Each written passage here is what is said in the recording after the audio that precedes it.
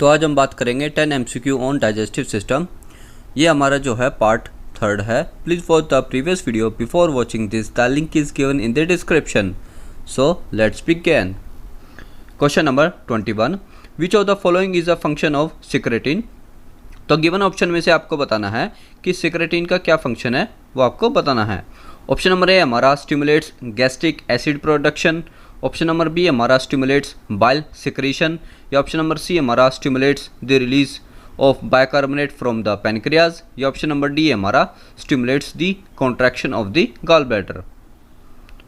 तो right answer है हमारा ऑप्शन नंबर सी, यानी कि stimulate the release of bicarbonate from the pancreas.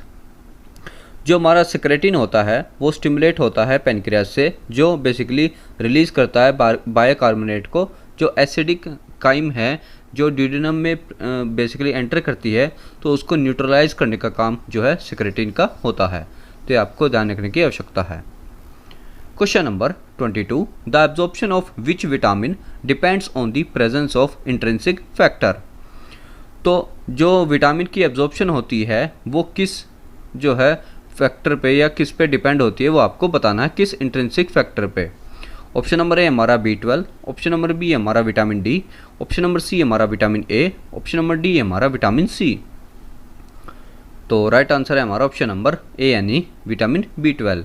Vitamin B12 जो है वो प्रोड्यूस होता है पैराइटल सेल्स से, जो कि स्टमक में होते हैं। वो बेसिकली B12 को जो है एब्जॉर्प्शन करने में जो है सहायक होते हैं इन दी इलियम। ये आपको पता होना चाहिए। तो I hope you clear out this point.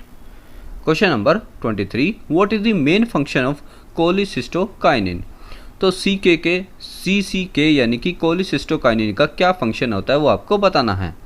Option number A हमारा increases gastric motility, option number B हमारा स्टिमुलेट्स पैनक्रियाटिक एंजाइम सिक्रीशन, या ऑप्शन नंबर सी हमारा रिड्यूस बाइल सिक्रीशन, या ऑप्शन नंबर डी हमारा इनहिबिट्स गैस्ट्रिक एसिड सिक्रीशन। तो right answer है हमारा option number B, यानी कि stimulates pancreatic enzyme secretion. Cholecystokinin जो है स्टिमुलेट होता है पैनक्रियाज में, जो सिक्रीट करता है डाइजेस्टिव एंजाइम्स को, और बेसिकली गॉल ब्लैडर को कॉन्ट्रैक्ट करता है और रिलीज करता है बाइल को। तो कोलिसिस्टोकाइनिन का यह कार्य होगा। I hope you clear this point. Question number 24, which digestive disorder involve the immune system attacking the lining of the small intestine. तो डाइजेस्टिव सिस्टम में जो है कौन सा ऐसा डिसऑर्डर है जिसमें जो है स्मॉल इंटेस्टाइन की लाइनिंग में जो है अटैकिंग होती है, वो आपको बताना है। ऑप्शन नंबर ए हमारा ulcerative colitis, option number B हमारा coeliac disease, option number C हमारा क्रोन्स डिजीज, या ऑप्शन नंबर डी हमारा डायवर्टिकुलाइटिस। तो राइट आंसर है हमारा ऑप्शन नंबर बी, यानी कि सीलियक डिजीज़। सीलियक डिजीज़ जो है उसमें बेसिकली अटैक होता है स्मॉल इंटेस्टाइन की लाइनिंग में, जो basically in response to gluten, जो बेसिकली माल एब्जॉर्प्शन क्रिएट कर देती हैं। जो लाइनिंग होती है स्मॉल इंटेस्टाइन की, उस पर अटैक होता है। तो सीलियक डिजीज़ हमारा जो है राइट आंसर है। Question number 25, which nutrient does bile help digest by emulsification. तो कौन सा न्यूट्रन जो है वो बेसिकली बाइल के द्वारा बाइल हेल्प करता है डाइजेस्ट करने में बाय द इमल्सिफिकेशन के द्वारा। तो ऑप्शन नंबर ए हमारा कार्बोहाइड्रेट, ऑप्शन नंबर बी हमारा फैट्स, ऑप्शन नंबर सी हमारा प्रोटीन्स, या ऑप्शन नंबर डी हमारा विटामिन।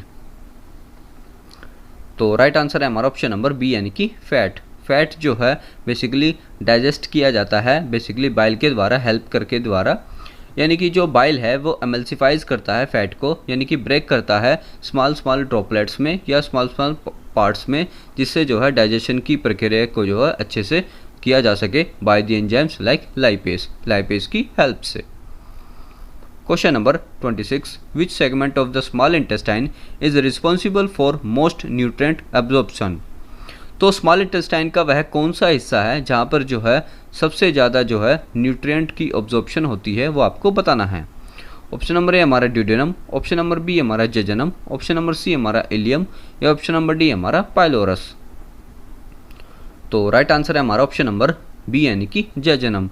तो जेजनम जो है स्मॉल इंटेस्टाइन का मिडल पार्ट होता है, जहाँ पर जो है सबसे ज़्यादा न्यूट्रिएंट्स जो है एब्जॉर्ब किए जाते हैं। तो ये आपको ध्यान में रखने की आवश्यकता है। Question number 27, which digestive disorder is characterised by inflamed pouches in the colon. जो कौन सा ऐसा डाइजेस्टिव डिसऑर्डर है जिसमें जो है कोलोन में जो है बेसिकली इन्फ्लेमेड यानी कि सूजन, जो पाउचेस एक तरह से जो है पैकेट ऑफ पाउचेस हो जाते हैं और वे बेसिकली इन्फ्लेमेड होते हैं यानी कि सूजन होती है उनमें, तो वह कौन सा डिसऑर्डर है आपको बताना है। ऑप्शन नंबर ए हमारा Crohn's disease, option number B हमारा ulcerative colitis, option number C हमारा डायवर्टिकुलाइटिस, या ऑप्शन नंबर डी हमारा इरिटेबल बाउल सिंड्रोम। तो राइट आंसर है हमारा ऑप्शन नंबर सी यानी कि डायवर्टिकुलाइटिस। डायवर्टिकुलाइटिस में क्या होता है कि स्मॉल पाउचेस बन जाते हैं कोलोन में और वो इन्फ्लेमेड हो जाते हैं और इन्फेक्टेड हो जाते हैं। बेसिकली इसमें जो है डायवर्टिकुलाई फॉर्मेशन हो जाती है, तो इस वजह से इसको जो है डायवर्टिकुलाइटिस कहते हैं। Question number 28, which enzyme is essential for the digestion of lactose in milk. तो कौन सा एंजाइम जो है मिल्क में जो लैक्टोज होता है उसके डाइजेशन में जो है एसेंशियल होता है, वो आपको बताना है कौन सा एंजाइम हेल्प करता है। ऑप्शन नंबर ए हमारा माइलेस, ऑप्शन नंबर बी हमारा लाइपेस, ऑप्शन नंबर सी हमारा लैक्टेज, या ऑप्शन नंबर डी हमारा माल्टेज। तो राइट आंसर है हमारा ऑप्शन नंबर सी यानी कि लैक्टेज। लैक्टेज जो है ब्रेक डाउन करता है लैक्टोज को, लैक्टेज ब्रेक डाउन करता है लैक्टोज को ग्लूकोज में और गैलेक्टोज में, जो एब्जॉर्ब होता है स्मॉल इंटेस्टाइन में। तो बेसिकली हमारा आंसर है lactase. Question number 29, which digestive enzyme is activated by acidic environment of the stomach. तो कौन सा डाइजेस्टिव एंजाइम है वो एक्टिवेट हो जाता है एसिडिक एनवायरनमेंट पे स्टमक में, बेसिकली वो आपको बताना है। तो ऑप्शन नंबर ए हमारा पेप्सिन, ऑप्शन नंबर बी हमारा ट्रिप्सिन, ऑप्शन नंबर सी हमारा एमाइलेस, ऑप्शन नंबर डी हमारा लाइपेस। तो राइट आंसर है हमारा ऑप्शन नंबर ए यानी कि पेप्सिन। पेप्सिनोजन जो है कन्वर्ट होता है पेप्सिन में, जो बेसिकली एसिडिक एनवायरनमेंट में होता है स्टमक में, जहाँ पर जो है डाइजेशन ऑफ प्रोटीन बिगिन होता है, यानी कि जो प्रोटीन्स की जो डाइजेशन की प्रक्रिया है वो वहाँ पर जो है उत्पन्न होती है। तो जो एसिडिक एनवायरनमेंट मिलता है स्टमक में जब पेप्सिन को, तो पेप्सिनोजन जो है कन्वर्ट हो जाता है पेप्सिन में।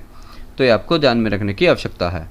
Question number 30, what is the primary role of the colon in digestion. तो प्राइमरी रोल क्या है कोलोन का डाइजेशन की प्रक्रिया में, वो आपको बताना है।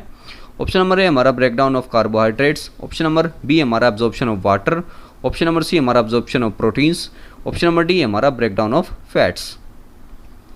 तो राइट आंसर है हमारा ऑप्शन नंबर बी यानी कि absorption of water. Basically colon का काम क्या होता है कि जो भी हमारा फूड होता है, जो भी इनडाइजेस्टिबल फूड मैटर्स है, उसमें से जो है वाटर को और इलेक्ट्रोलाइट्स को जो है एब्जॉर्ब करना, और बेसिकली जो सॉलिड वेस्ट है उसको जो है आगे फॉरवर्ड करना। तो बेसिकली प्राइमरी रोल कोलोन का यही होता है कि उसमें वाटर और इलेक्ट्रोलाइट्स की एब्जॉर्प्शन करना। तो राइट आंसर है हमारा ऑप्शन नंबर बी। तो ये थे हमारे 10 MCQ on digestive system. I hope you clear out all the points. So that's all for this video. Do subscribe if you like and thanks for watching. जय हिंद, जय भारत।